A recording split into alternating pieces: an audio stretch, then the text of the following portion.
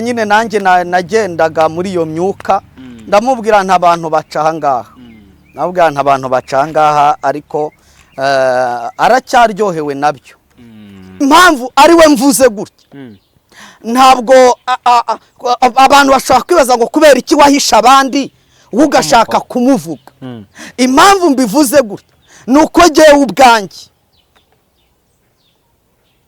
ari we nzi neza ko nayoboye iyo nzira.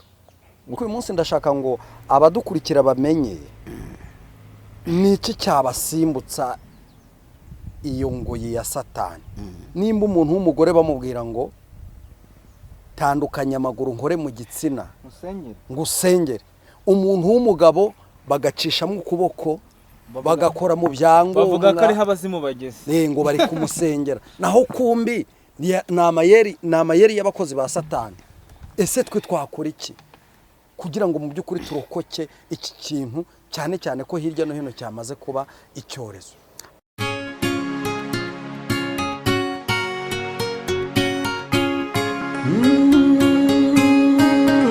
Emana we, Yesu we, ingoma yawe ni amamare.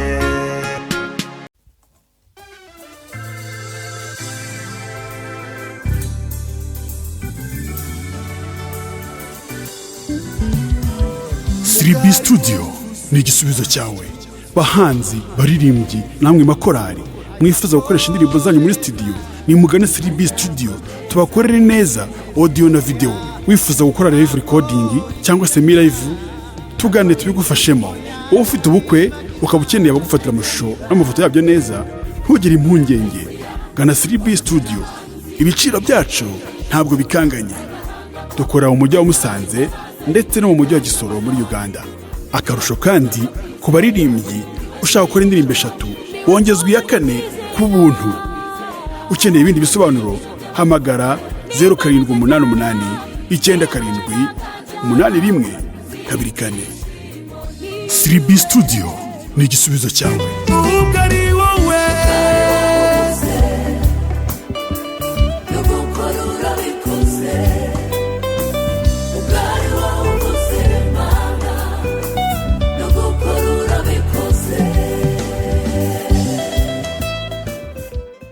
Yes, ikaze cyane kuri mwese abadukunda n'abadukurikira aho muherereye hagiye hatandukanye. Twizere ko mumeze neza cyane.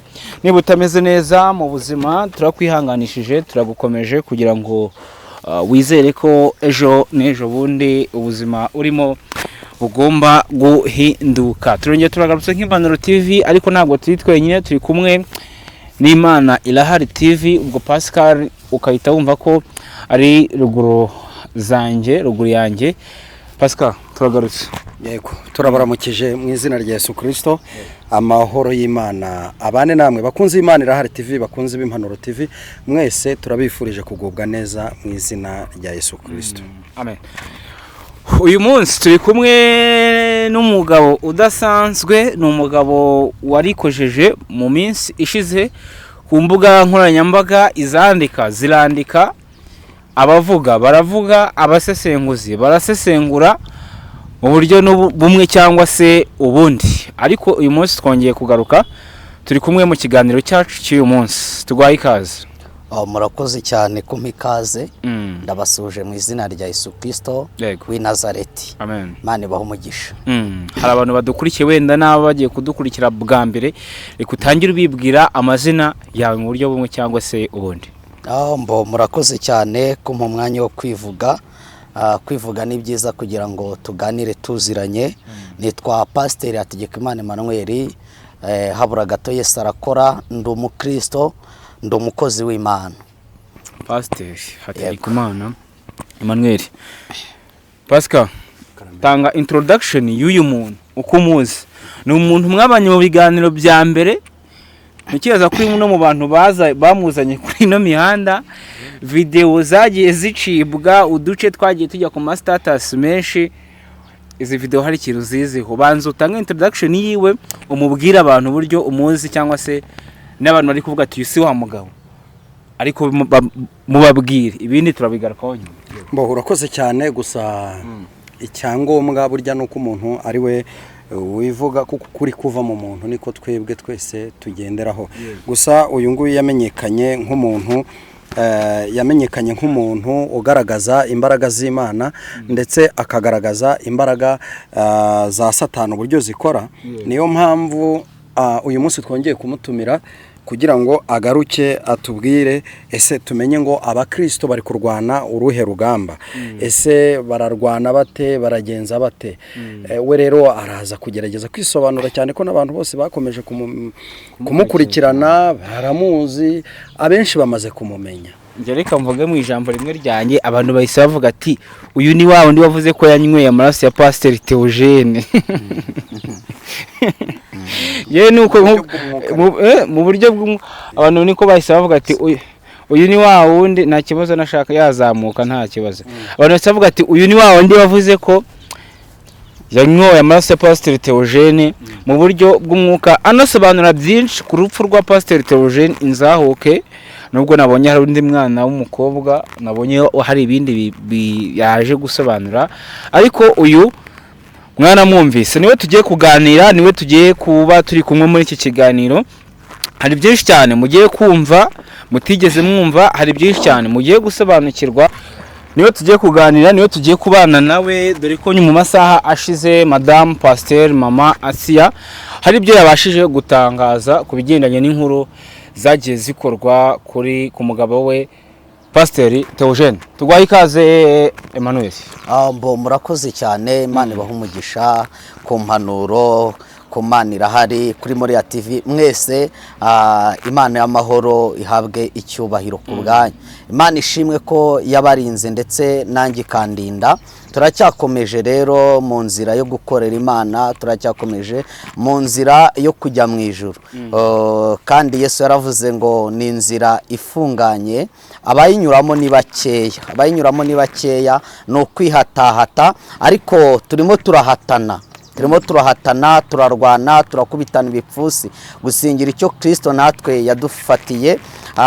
Rero meze neza ndabashimiye namwe ko twongeye guhurira kuri uyu murongo. Abari hafi n'abari kure nibatera agatebe tuganire, dukubite hasi Satani ibinyoma bye intambara ze, twamamaza ubwami bw'Imana bwamamare ku isi hose kuko nicyo gikwiriye abana b'Imana. Kuko inyuma ni habi, kwa Satani ni habi, ikuzimu ni habi, inzira mbi ya Satani twarayisezereye, ahubwo twahisemo inzira nziza, twahisemo inzira yo kwera kw'Imana, kandi duhitamo ivugabutumwa ridashingiye ku kinyoma, ahubwo ivugabutumwa ry'ukuri, ivugabutumwa ry'umucyo, ivugabutumwa ry'umuhamagaro, ivugabutumwa rifite intego yo kujya mu ijuru. Kandi sinjye mu ijuru njyenyine, ahubwo njyeyo n'abandi, kuko nzanezerwa cyane. Amen. Nzanezerwa cyane no kubona ku ntebe y'Imana cyangwa se imbere y'Imana mu gihe cy'urubanza. Imana izavuga ati mu bakozi banjye harimo na Pasteur Emmanuel. Hari abantu yabereye inzira yo kugira ngo bave mu mwijima mubi, ahubwo bajye mu nzira nyabagendwa, bajye mu nzira y'Imana. Mbese Imana inyirate, sinzabe muri babandi Yesu yavuze ngo kuri wa munsi azababwira ngo nimumve imbere ntabwo nigeze kubamenya. Rero njyewe ubwanjye nishimiye kuzajya mu ijuru kuruta kwishimira ibindi bintu byose. Rero ndabasuhuje ikaze rero mu mpaye, nanjye ndayibahaye inshuti zanjye aho muherereye mu bice bitandukanye byose by'isi. Imana iri kumwe namwe, kandi uko munsengera, uko mubana nanjye mu buryo bw'amasengesho muvuga uti natwe turifuza ko twabohoka mu mitima yacu, tukamenya inzira y'ukuri tugiye guhitamo, tukajya mu nzira ya Gikristo, inzira ya nyayo. Kuko gukorera Imana nabi n'abantu bajijisha, ibyo bintu birambiye Imana, birambiye n'abantu b'Imana nyakuri. Ikiza rero kiruta ibindi, dukora ivugabutumwa rishingiye ku kuri. Rero aho bari mu bice bitandukanye byose ndabizi ko bansengera. Uwiteka ari kumwe nanjye kandi namwe ari kumwe namwe. Imana ibaha umugisha, murakoze cyane. Yego Emmanuel, karame. ubu hari ubuhamya watanze kuri izi social media platform, abantu benshi bagiye babyibazaho, abantu benshi bagiye bafata utuvideo badushyira ku ma status yabo. Ubuhamya wabutanze ubundi ku ruhande rwawe wari ugamije iki? Ikintu cya mbere nari ngamije, narabisobanuye mu minsi yashize, njyewe nari ndambiwe, umutima wanjye uri nka baro wenda kumeneka, nari ndambiye gukomeza kuba mu kinyoma kandi ndi umukozi w'Imana, gukomeza kwitwa ko mbwiriza ubutumwa bwiza, ariko mbwiriza ubutumwa bundi ku munwa ariko butandi ku mutima. Ndangije ndavuga ni uko byasa kose nkwiye kujya mu nzira y'ukuri, uko nari maze kubona ibyo Satani agenda ahemba. Satani ahemba nabi inshuti yanjye, Satani ahemba nabi. Rero numva ngize ishyaka kandi nanasenze n'umwuka w'Imana avugana nanjye, numva ko atari ngombwa yuko ngomba kubiceceka, ahubwo ndavuga ngo iyi myuka nanjye nayinjiyemo mu buryo ntazi, izi mbaraga nazinjiyemo mu buryo ntazi, nzi yuko ari mu buryo bwo gukina, nzi yuko bitafata ngo bigire imbaraga nk'izo byangizeho. Hanyuma ndavuga nti nza kwikangura naragezeyo burundu nza kwikangura naragezeyo burundu, nza kwikangura narabaye igikoresho cya Satani. Rero ndavuga ngo uko byasa kose izi mbaraga uburyo zikoramo ni uburyo bufite amayeri menshi, nk'uko nagiye mbisobanura, ni amayeri menshi cyane 67. Ndavuga uko byasa kose nimfatira ivugabutumwa uko umutima wanjye wari ubaye nka baro, nkavuga ngo hagire abantu 5, 10, 20 barokoka, izi mbaraga nabo zibaveho, bizatuma umutima wanjye urushaho kubohoka. Rero mpitamo gufata njyewe ubwanjye, ndavuga ngo ntabwo ngikorana na Satani, ahubwo nkorana n'Imana isumba byose. Ndavuga ngo nimba nemeye guhinduka, rero ndashaka guhinduka, isi yose ikabimenya, ngahinduka umuryango mvukamo ukabimenya, ngahinduka abantu dusanga bakamenya ko Manuel nabaye icyaremwe gishya. Ntabwo rero naje kuri social media cyangwa kubutambutsa hano kuri social media kugira ngo niyamamaze, hoya kwamamara se nta nubwo ari ugusaba, kuko nawe urabibona ko ntashonje, ntabwo nshonje. Rero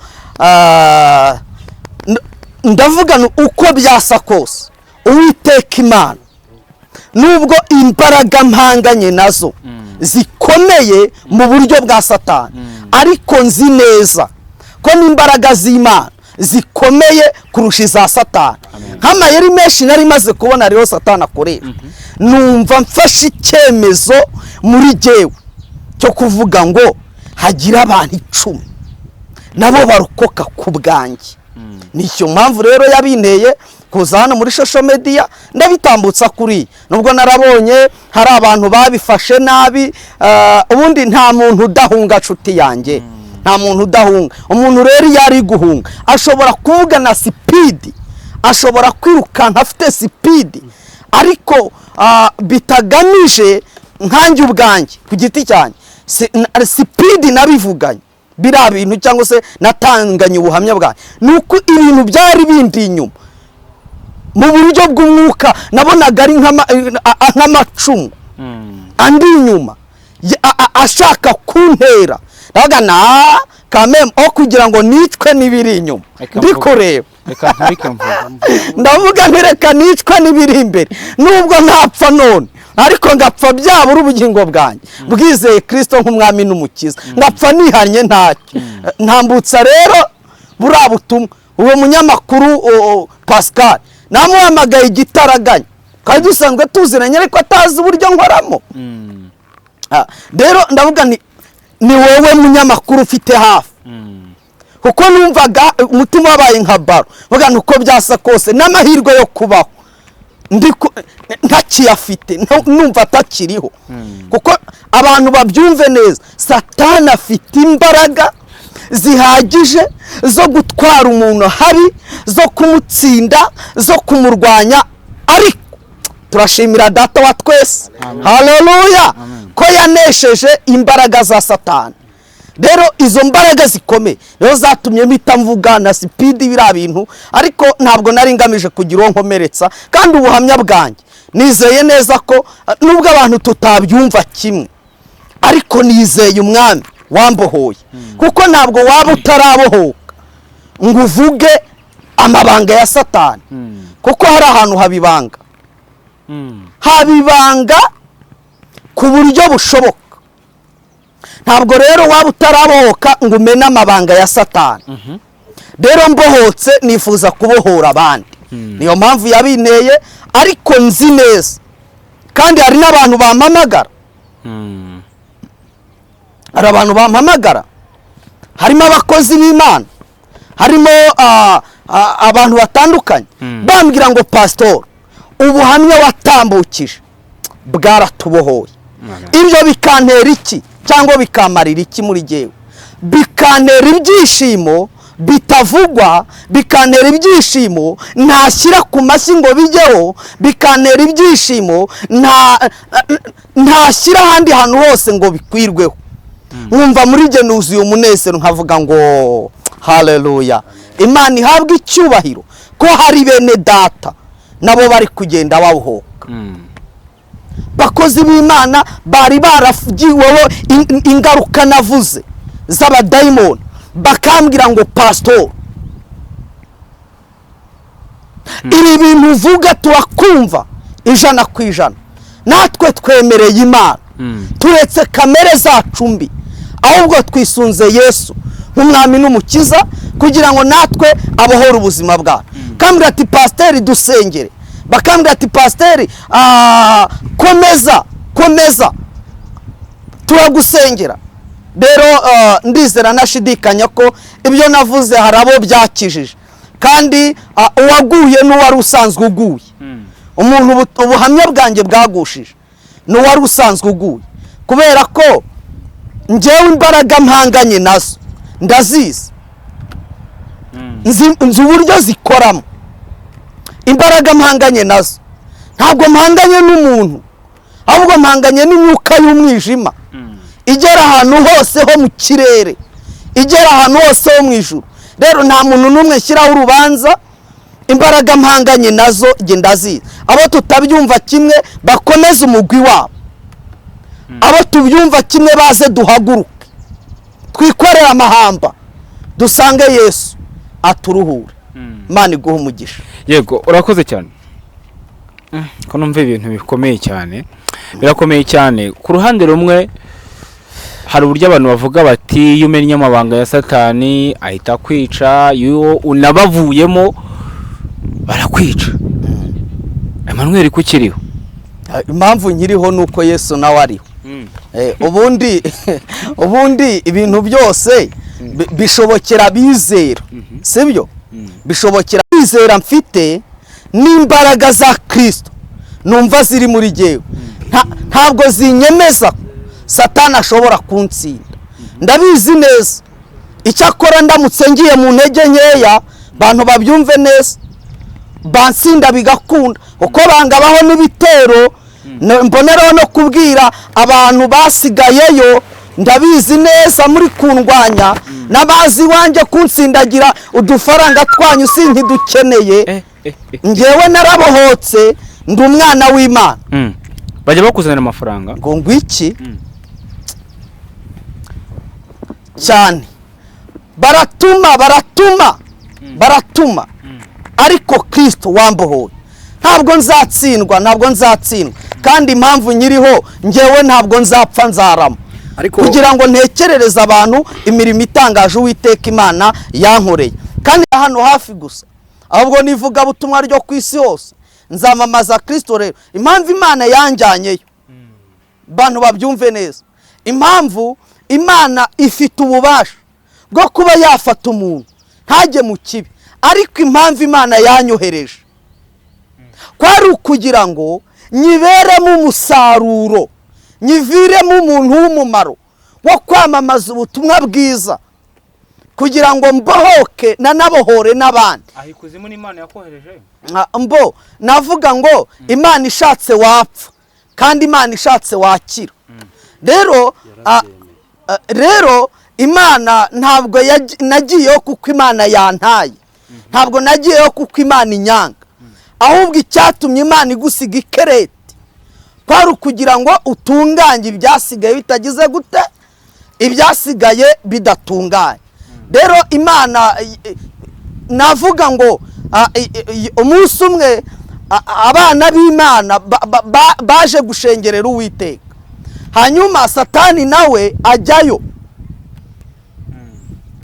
Arangije Imana itangira kwirata umugaragu wayo Yobu, iramubwira ngo wabonye umugaragu wanjye Yobu uburyo nkiranukira akabana nanjye kandi akirinda muri byose. Hanyuma Satani aramusaba, Satani amusabye, Imana iravuga ngo ndamuguhaye ariko hari urugabano utagomba kurenga. Iramubwira ngo mugerageze ariko hari umupaka utagomba kurenga. Rero Imana ntabwo ari uko yari yanyanze, ahubwo Imana yashakaga ko mu gihe nk'iki mpagarara nkaba umugabo ugomba kuvuga nshize amanga, nkavugira Kristo nari mu binyoma. Nubwo hari umuririmbyi wa 361 yararirimbye aravuga ngo nubwo imirima yarumba, nubwo imirima yarumba, inzabibu nizere imbuto, ngapfusha amatungo, ngapfusha n'ibyo nkunda, ariko nzi ko Kristo, nzi ko Yesu azaba mpagije. Arangije agera ku gitero aravuga ngo nta mugisha uri mu by'isi, ni umuramu utumurwa n'umuyaga. Amen. Ibya Yesu ntabwo bishira, arampaza wenyine. Rero ndavuga ngo nahagarara nkavuga ngo Yesu cyangwa se Imana yari bifitemo inyungu nyinshi, kuko yari bifitemo inyungu nyinshi kugira ngo njyeyo ngaruke mbi cyaremwe gishya kandi abantu babyumve neza. Ntabwo nagiyeyo napfuye, nta nubwo nagiyeyo nk'umubiri wanjye ngo nzimire, umuryango wanjye umbure, ahubwo ni mu buryo bw'imyuka ya Satani. Kandi umuntu wemera ko ijuru ribaho akaba abyina mu rusengero, akaba yicaye azi ko ijuru ribaho, anemere ko Satani ariho 100%, ariho arakora, afite intumwa nyinshi muri iyi si, afite intumwa nyinshi ahantu hose, afite intumwa nyinshi. Ariko n'agahinda gakomeye, ariko abana b'Imana abemera guhinduka bakemera ko umwijima ubaho n'ijuru ribaho, nibaze biyeguriye Kristo n'umutabazi wantabaye nabo yabatabara. Mana baho umugisha. Urakoze cyane. Hanyuma ukomeje ku kintu cy'abantu bakomeza kuza mu rugo iwawe bagushukisha bavuga bati nyabone garuka, ukavuga ati n'abantu twabanye mu myuka mibi dukoreshwa na Satani. Aho singaruka zuko ukomeza kubahishira ibanga ntubavuge? Oya, ntabwo ari ingaruka zuko mbahishira ibanga, uko giye ntago mishira ibanga Satani. Ahubwo n'ubwoba. Uzi ikintu nahisemo aho kugira ngo nsenye sosiyete, cyangwa se aho kugira ngo nsenye sosiyete nyarwanda cyangwa n'umuco nyarwanda, nahisemo gusenga no kwinjira mu mbaraga z'umwuka wera. Umwuka wera agenda abavumbure, agenda amanuke, agere mu ndaro zabo, abatsindagire, abavumbure, abavumbukane bo ubwabo bivemo, kandi mugiye kubibona. Urakoze. So aravuze ngo ntabwo yasenya umuco nyarwanda, cyane ko hari ibyo yavuze bikagira ingaruka, anabisabira imbabazi. Umunsi w'ejo ndibaza yakoze ikiganiro asaba imbabazi kugira ngo abantu bamubabarire. Ntabwo turi buze kubimuhatira, igihe Imana izabyemera azavuga amazina yabo. Ariko uyu munsi hari ikintu nshaka kugira ngo uze kuza gufasha abakunzi bacu dukurikije comment zabo bandika. Birakwiye ko abantu bamenya ibimenyetso biriho birakoreshwa bya Satani mu cyitwa iyobokamana. Yenda amazina y'abantu bo ni no kuvogera ni ukuvogera umutekano wabo, ni ukubahungabanyiriza umutekano, birumvikana natwe ntitubyemera. Ariko none ndagira ngo utubwire ikimenyetso. Urumva niba mwariyo muri abapasiteri, byanga byakunda akaba hari abandi bapasiteri uyu munsi ukavuga ngo bakomeza kungendaho ubu ngubu bampagurukiye. Ese ibimenyetso, kuko Kristo yasubije abigishwa arababwira ngo abanjye muzabamenyera ku mbuto zabo, muzabamenya, bazaba bafite urukundo. Akagenda atanga ibimenyetso nk'ibyo. Ndagira ngo tubwire ni cye kimenyetso, ibimenyetso bikoreshwa n'abantu bariho bakorana n'imyuka mibi, kuko nimba ari ugusenya akazu ka Satani ni tugasenya. Imana ibaha umugisha, ivugabutumwa ry'ukuri ridashingiye ku kinyoma ritera umugisha. Hari ibimenyetso rero bitandukanye twakoreshaga mu nsengero, mu buryo mu nsengero, mu buryo abantu batazi, kandi bwabaga ari uburyo bwacu bwite budasobanurirwa abatugana. Ikimenyetso cya mbere rero kwabaga ari ugukora ivugabutumwa rivuga Yesu, sibyo, rivuga Yesu ariko ritihanisha agakiza, kuko buriya ritihanisha ibyaha, ritaganisha abantu ku gakiza, kubera ko buriya gukizwa ni intwari ikomeye itsinda Satani, itsinda n'abadayimoni be. Rero twagombaga gukora ivugabutumwa ridashingiye kubwira abantu ko bagomba gukizwa. Ikimenyetso cya mbere. Ikimenyetso cya kabiri, twagombaga kwigarurira imitima y'abantu dukoresheje uburyo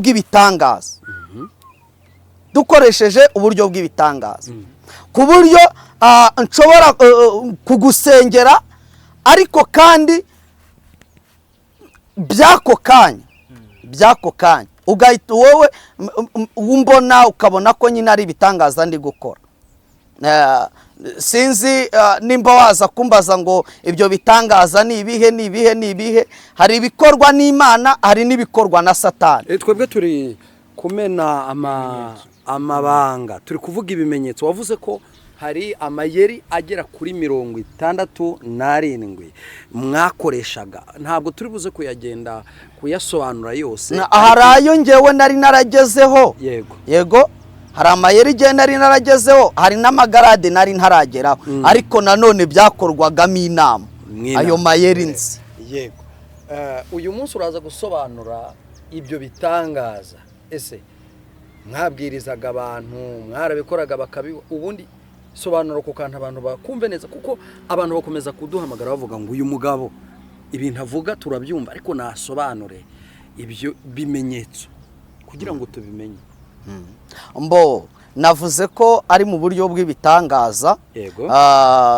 Bitangaza nkaba nagukubwira nti iki ngiki kirabaye kandi kigahita kiba, kuko ubwami bwose hanyuma kikaza gutandukanira he n'Imana, kuko n'Imana yivuze biraba yategeka bigakomera. Nimba muvuze ngo iki kirabaye kigahita kiba, kiraza gutandukanira he n'Imana. Impamvu aho biraza gutandukanira ni uko ibya Satani ntabwo biramba. Ibya Satani ntabwo biramba. Byabaga ari mu buryo bwo kugira ngo nyine, sibyo, dukurure ku cya gikundiro twabaga twarahawe, hanyuma tubivuge, hanyuma uhita ubibona, sibyo.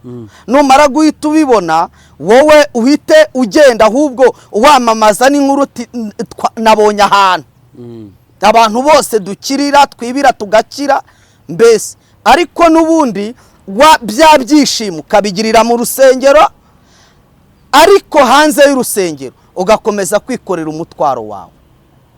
Nimba wari urwaye umugongo, wagombaga kugenda umugongo wakize, ariko nta minsi uwo mugongo ugahita ugaruka kuri wowe, kuko nyine ni ikimenyetso. Kandi noneho ubwo wabaga wamaze gukora kuri telefone, wahamagaye n'abandi 30, nabwo ati ya ndwara nari maranye igihe yarangiye, yakize, byarangiye, bikaba ibyo ngibyo birabaye. Hanyuma icyo byamaraga ni iki? iyo byakorwaga gutyo ifaranga ryose utunze ryabaga rigomba kuza iwacu muri rwa rusengero, hanyuma rikatuviramo bwa buryo bwo kwakira ibyo natwe twasezeranijwe guhabwa.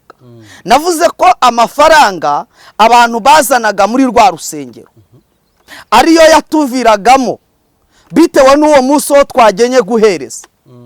Niyo yavagamo za modoka nziza, niyo yavagamo ya myenda myiza, ya makote mwiza tugomba guhindura. Sibyo ko jewe Imana yaramfashije ndetse irananshoboza, ndatwika, naratwitse n'imyenda ndatwika byose warabitwise. nje nasezereye Satani nta n'icyo nshaka kugumana kuko banteye umubabaro wo mu mutima cyane. Ndatwika nshaka kubaka umuryango bundi bushya, hanyuma ndatwika n'imyenda ndatwika. Ubu nibwo ubona rero ndi kongera niyegeranya nongera kugura agakote nkuye muri Kristo Yesu.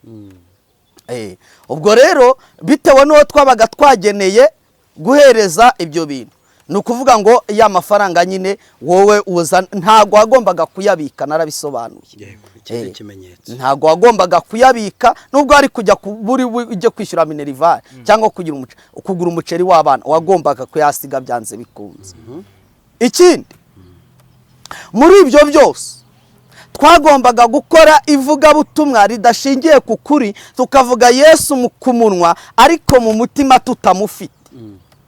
Aho niho twabaga muri bya byaha by'ubusambanyi navuze, no twabaga muri bya byaha byo kuba utatinya kuba wanywa kandi uri umukozi w'Imana, utatinya kuba wasengera umuntu ariko unamukabakaba.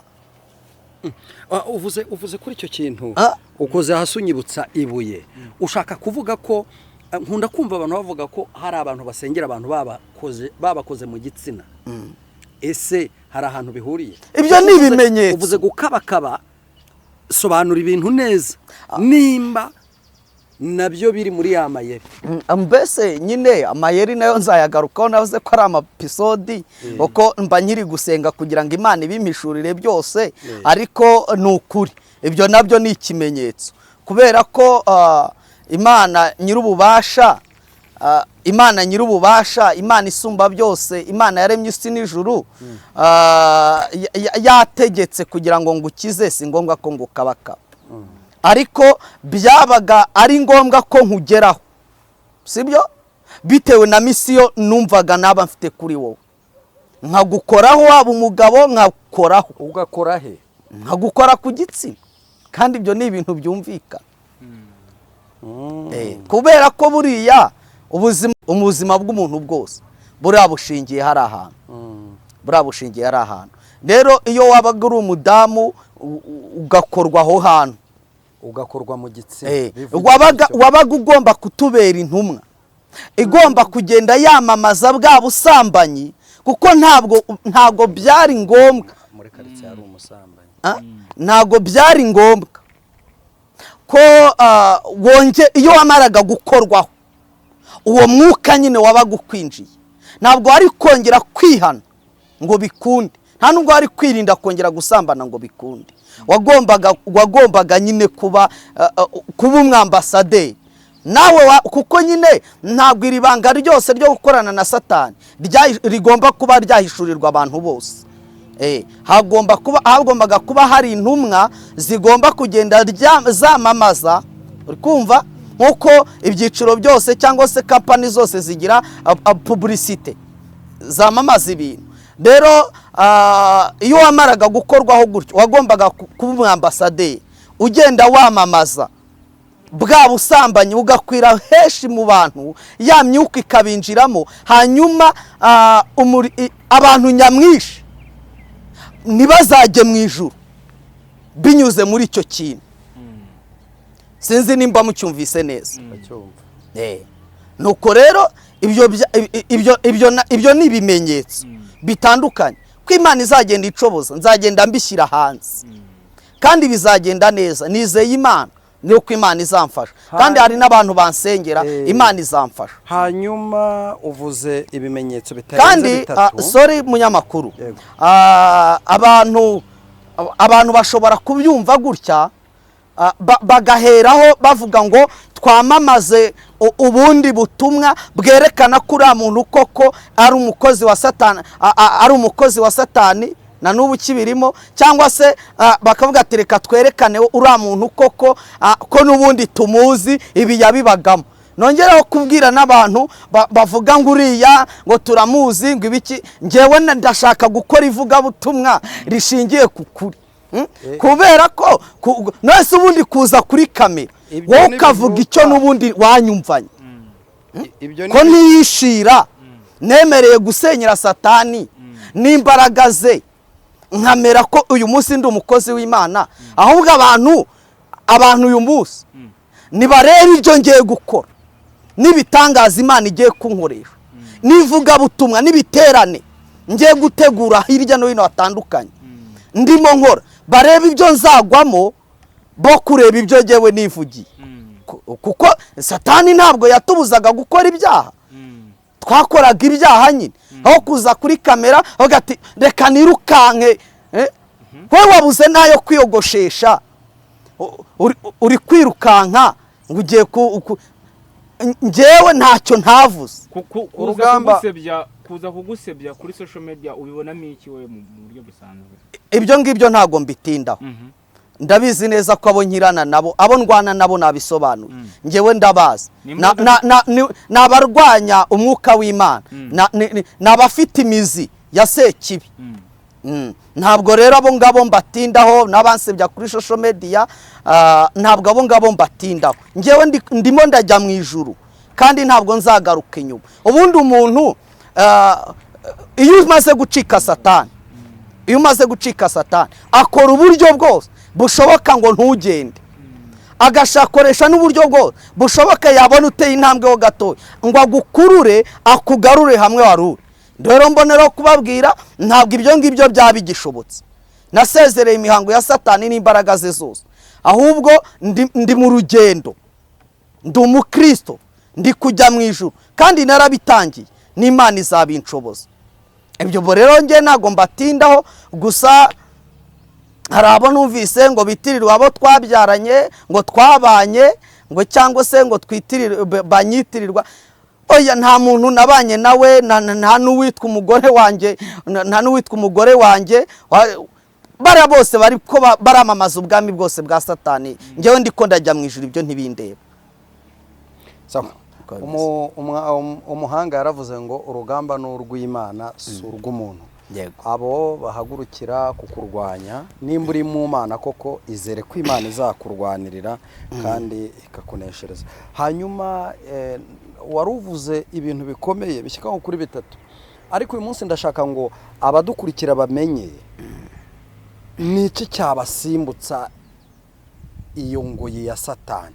Nimba umuntu w'umugore bamubwira ngo tandukanya amaguru nkore mu gitsina ngo usengere, umuntu w'umugabo bagacishamo ukuboko bagakora mu byango, bavuga ko ari abazimu bageze ngo bari kumusengera, naho kumbi ni amayeri y'abakozi ba Satani. Ese twe twakora iki kugira ngo mu by'ukuri turokoke iki kintu, cyane cyane ko hirya no hino cyamaze kuba icyorezo? Urakoze kumbaza ikibazo cyiza munyamakuru. Ndi mu gusenga kandi ndi gushaka gutegura amasengesho, ndi gutegura igicaniro cyo gusengera abantu. Ngewe umuntu wese aho yaba ari, kuko n'iki Imana yampamagariye, ndi gutegura uburyo bw'amasengesho, ngakora igiterane. Sinzi uburyo umwuka wera azakinyoramo, nimba ari mu buryo bwa online nzabikora. Nkora igiterane cy'amasengesho, nshishikariza abantu kwiyiriza, nshishikariza abantu batangariza iminsi Imana izambwira, mbese nsenge mbabohore, nsenge nature mu izina rya Yesu Kristo, kandi ndabizi neza ko bizakunda. Navuze ko uwizo mbaraga zamaze kugeraho aba atagifite inyota yo gusenga ndetse no kwiyiriza ubusa. Iyo nyota babanza kwigukuramo rwose, ukabaho ugatendereza, ukabyina, kuvuga Yesu ntubyange, ariko udasenga. Izo mbaraga hanyuma zikaba zakugezemo. Rero icyo abantu bagomba gukora, ndimo ndategura amasengesho, nzaza kuri mikoro mbitangaza, kuko ntabwo n'ubundi ndabizi neza hari abazayumva nk'ukuri hari n'abatazayumva nk'ukuri, kuko n'ubundi ntabwo naremewe kumvwa na bose, na Yesu nawe ntabwo yumviswe na bose. Rero ndimo ndabitegura, Mwuka Wera arimo arabinyongorera, nzaza kuri kamera nsenge mbohora abantu, nishaka nzafate n'amasaha ngahe Imana yampaye Umwuka Wera ndetse no kuvuga, nsengera abantu mu masengesho, nzabatangariza umuntu wese aho ari akora amasengesho, namara gukora ayo masengesho dusenge abantu babohoke batandukane n'izo mbaraga.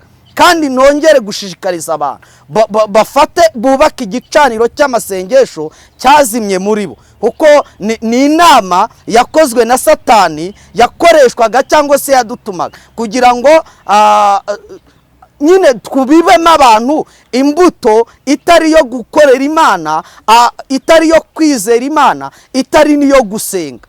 Abantu bakamukemo gusenga, kwiyiriza, kwambara imbaraga, babikamuke bibashiremo. Rero nshishikariza abantu nibasana igicaniro mu mitima yabo babone gucika Satani, kuko narabivuze nta handi ushobora kurwanyiriza Satani ngo bikunde uretse muri Data, Mwana n'Umwuka Wera. Aho ngaho warwanya Satani bigakunda, ariko ayandi mayeri yose Satani arayazi. Nta buryo ushobora kwirindamo gusambana Satani atazi, nta bundi buryo ushobora kwirindamo kubeshya Satani atazi, nta bundi buryo ushobora kwirindamo kwiba Satani atazi, nta bundi buryo, haleluya, nta bundi buryo ushobora kwirindamo Satani atazi.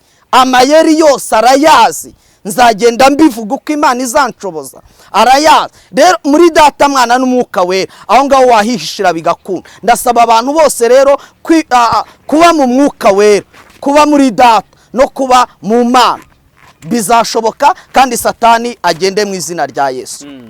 Wera dusa nk'abasatira umusozo, hari bimwe bibazo wenda nifuza kuba nakubaza bigendanye n'inkuru watangaje mu masaha ashize. Nabonye ikiganiro, nakurikiye ikiganiro cyakozwe na Madame Pasteur Theogene Uwanyana Asiya, avuga ko ibyo wavuze wenda yavuze muri general mu bantu benshi bagiye batandukanye, avuze ko si wowe wenyine wavuze, havuze benshi, ariko avuga ko ibyo wavuze ari ibinyoma, abizi neza ko ari ibinyoma, waje kurira ku kinyoma. Nicyo bivugaho icyo kintu? Ibyo ngibyo ntabwo nabitindaho, ntabwo nabitindaho cyane. Buri muntu wese uko yumva ikintu niko agisesengura. Uko naravuze ngo uko twebwe dukora cyangwa uko twebwe buri mugabo wese aho ari yanyumva, amabanga yose ntabwo abwirwa abagore. Ugatekereza ko Pastor Theogene hebye atabwiye umugore we? Amabanga yose ntabwo abwira abagore, abwirwa abagore. Yenda wimbaza ku muntu wahise wigendeye, ndi mwivuga butumwa, akomeza aruhukire mu mahoro uwagiye. Icyo ndi gusobanura n'ubuhamya bwanjye. Rero amabanga yose ntabwo abwirwa abagore. Kuba yavuga ngo ni ikinyoma, okay, it's okay. Uko umutima we n'umukristo nta nawe ahuriye n'ibi bintu by'abadayimoni, ahubwo ndifuza kumufasha ivuga butumwa, kandi nizeye neza ko tuzahura, Mwuka Wera azabikora. Duhure dufatanye ivuga butumwa, dufatanye kwamamaza Kristo kuko nawe ni umukristo, sibyo? Dufatanye kugaburira abashonje, dufatanye kwambika abambaye ubusa, dufatanye ivuga butumwa mu buryo butandukanye. Rero ibyo byarangiye by'ubuhamya, ntabwo nirurira ku muntu, kubera ko umuntu ntabwo yangeza mu ijuru kugira ngo nta n'icyakorwa kugira ngo umuntu angeze mu ijuru. Ibyabaye byarabaye, nibyo navuze, narabivuze. Naranavuze ngo umuntu wese arekejwe n'uburyo navuzemo amagambo, nkavuga ngo gewe twarabikoze, twagize gute, nari ndimo mpunga, nari ndimo ncika. Narabivuze rero ngo umuntu wakomerekejwe n'ira video ndetse na Mama Asiya nawe arimo aho yamukomerekeje, ambabarire. Usabye Mama Pasteur imbabazi?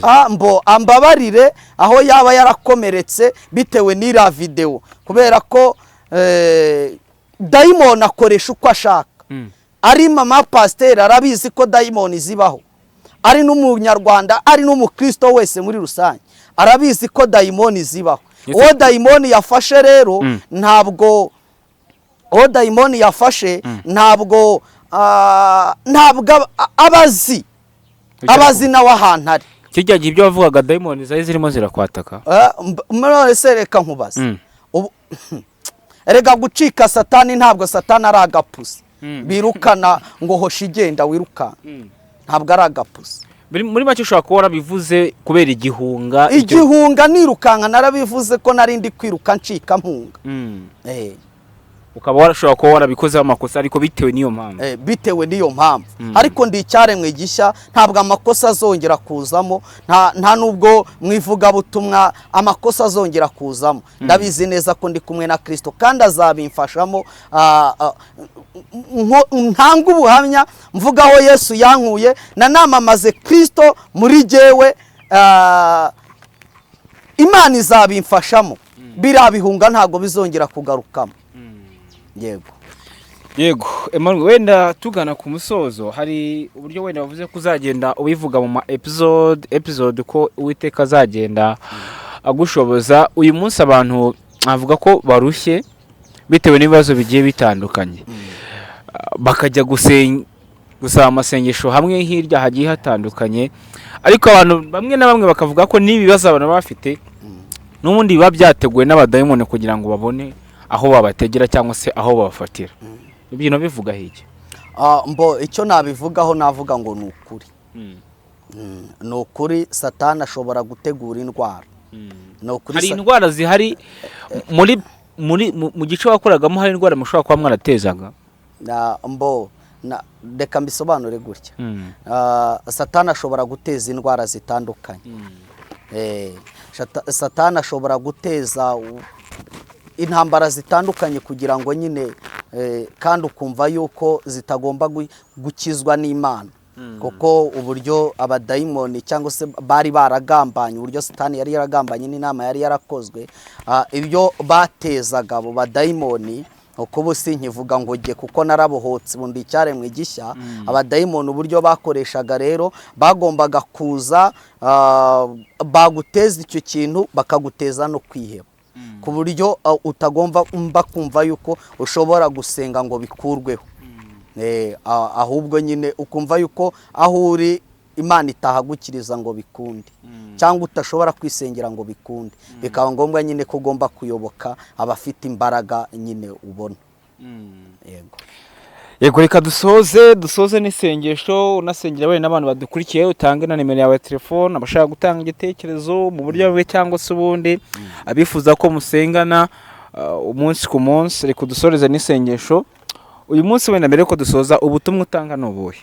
Ubutumwa nshaka gutanga nubwo ko abantu bagomba guhindukira Kristo bagasenga, ariko nanone hari umwana wanjye nareze, ndimo nshaka nawe kuba namubwira cyangwa namubwiriza akava mu mbaraga mbi, kuko ntacyo izo mbaraga zamumarira. Hari umwana nareze wabanaga mu myuka mibi. Hari umwana nareze twabanaga nyine iyo ngiyo mu myuka mibi, gerageza kumubwiriza guhinduka biranga yanga guhinduka. Kandi ubu niwe birababaje, kandi niwe wamwinjijemo. Kunseka ubu si wowe wamwinjijemo? birumvikana yaje nyine ahunga, kandi mbona nawe afite irari ry'amafaranga cyane. Hanyuma kubera ko ambwira agahinda ke iki, urumva nyine nanjye nagendaga muri iyo myuka, ndamubwira nta bantu baca ahangaha, ariko aracyaryohewe nabyo. Uze dukora ivugabutumwa ryiza rishingiye ku kuri, rishingiye kuri Kristo, uvemo mu izina rya Yesu. Ndumva ashaka kuba ari n'isengesho nasenga. Narakubwirije uranga, nje kuri kamera kubitangaza. Vamo usange Yesu, wo gukomeza kuyobya benshi. Vamo rero. Nta bindi byinshi nshaka kuvugaho, kandi si n'ibindi. Njyewe ntacyo mpfa nawe kindi ku buryo nabizana hano, ahubwo si rimwe si kabiri. Njye mbere yuko nanavamo narabanje ndabimubwira ndabimumenyesha ndamubwira nti jyewe ndacitse ndagiye amubwira nti vamo hanyuma akomeza kwinangira n'uyu munsi aracyagenda ari muri izo mbaraga akomeje kwinangira rero ndavuze nk'umukozi w'Imana kandi numvise umwuka binyongorera ndi hano nicaye kuri iyi mikoro ubundi numvaga ngomba gukomeza ariko nkugiriye inama nzima vamo ureke gukomeza gukorana n'iyo myuka ureke gukomeza kubeshya abantu ureke gukomeza oya yari misiyo iyo misiyo nta kintu yakugejeho nta n'icyo yamarira itorero ry'Imana vamo iriya ni imyuka igushuka ni imyuka igushuka kandi nyuma y'irijwi nta magambo menshi nshaka nta n'iki ariko bavuga njyewe ndiko ndajya mu ijuru kandi ukuri kuzatsinda ikinyoma Satani agende ubwami bw'Imana bugwire kandi impamvu ari we mvuze gutya ntabwo abantu bashaka kwibaza ngo kubera iki wahisha abandi ugashaka kumuvuga impamvu mbivuze gutya nuko jyewe ubwanjye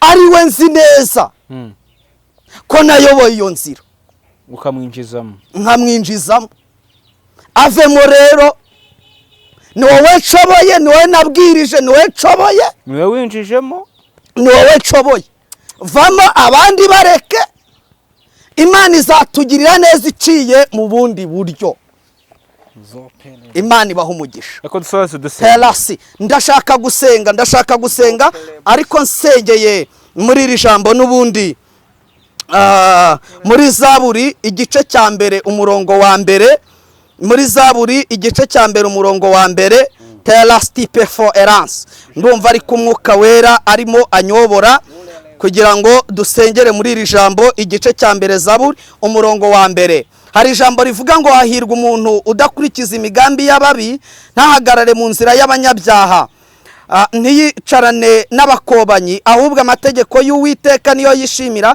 kandi amategeko ye niyo yibwira ku manywa na nijoro ubwo niyo yibwira ku manywa na nijoro uwazahanwa n'igiti cyatewe hafi y'umugezi cyera imbuto zacyo igihe cyacyo ibibabi byacyo ntibyuma icyo azakoraho cyose kizamubera cyiza Imana iduhane umugisha bene data nshuti z'umusaraba bakunzi ba Kristo nshuti zanjye hari indyarya nyinshi z'abadayimoni zihagurukira cyangwa se zihagurukiye kuyobya ubwoko bw'Imana ariko nimwishe muri data mwana n'umwuka we Imana yo mu ijuru izakora ibifatika ku buzima bwawe umuntu wenyine uhirwa akabasha kubaho mu isi afite umutima unezerewe afite umutima ukeye ariko kandi akabaho mu buzima bwiza bufite intego n'icyerekezo ari umukobwa ari umusore ari umugabo ari umugore akabaho mu buzima bufite icyerekezo akabaho ahiriwe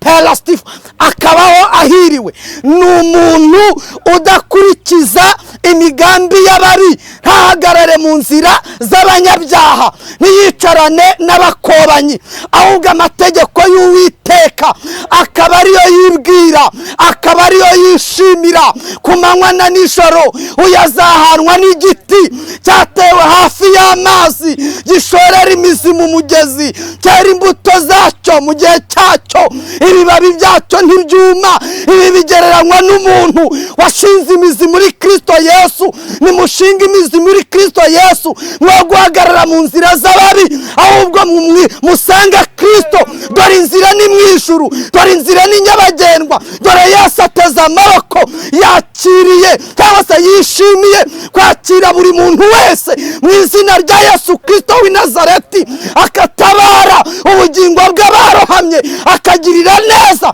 abamwemeye Bibiliya iravuga ngo icyakora abamwemeye bose yabahaye ubushobozi bwo kwitwa abana b'Imana bwo kuba abana b'Imana nimuze duhinduke tuba abana b'Imana nyakuri kandi Yesu azatugirira neza Imana ibahe umugisha kandi Imana ibagirire neza Imana ibishimire nimero ya pasiteri hategeka imana Emmanuel habura gato ni 078 51 55 37 078 51 55 307 pamagara utambaza ngo inzira ijyayo ni iyihe, kuko jyewe narabohotse ndi umukristo ndi umwana w'Imana. Ahubwo mpamagara umbwira uti nakora iki kuri ibi bimenyetso mbibona, nanjye umwami Yesu akazahura ubugingo bwanjye, nkabaho mu isi nezerewe, nkabaho no mu ijuru ry'iteka, nkabaho mu bugingo buhoraho. Ibyo bizadufasha twese. N'abamamagara mumbwira ngo turangira inzira, ndi umwana w'Imana natandukanye nabyo, nta nzira na ntoya, ndi umwana w'Imana wahindutse. Imana ibaho umugisha rero kandi bagirire neza. Shalom shalom shalom, Imana ibishimire. Amen. urakoze cyane.